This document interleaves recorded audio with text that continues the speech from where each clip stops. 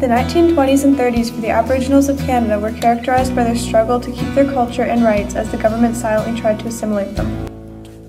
Residential schools started to appear around 1860.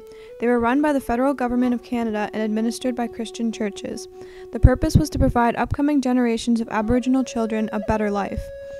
This was done by isolating children from their parents at a young age and replacing their native roots with Christian teachings inside of the schools. The ultimate goal of residential schools was to assimilate Aboriginals into Canadian society. Attendance was still optional at the time of the Indian Act in 1876. The Indian Act of 1876 made Aboriginal peoples no longer considered independent, self-governing nations, as they were under the guardianship of the Canadian government. Many Aboriginals were moved onto land reserves where they were provided housing and rights to hunting, fishing, and an education. These rights were part of their status as Indians under the Act. In 1919, the League of Indians is formed by Fred Loft, a Mohawk World War I veteran. In the 1920s and 30s, the League of Indians worked for better healthcare and education programs, more financial aid, control over land reserves, and the rights to hunting, fishing, and trapping without interference. Around that time, a Cree, Edward Ahanaku, was working to expand the League into Western Canada.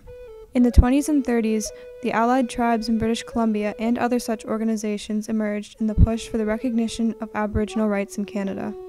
In 1920, it became mandatory for all children between ages 7 and 15 to attend residential schools.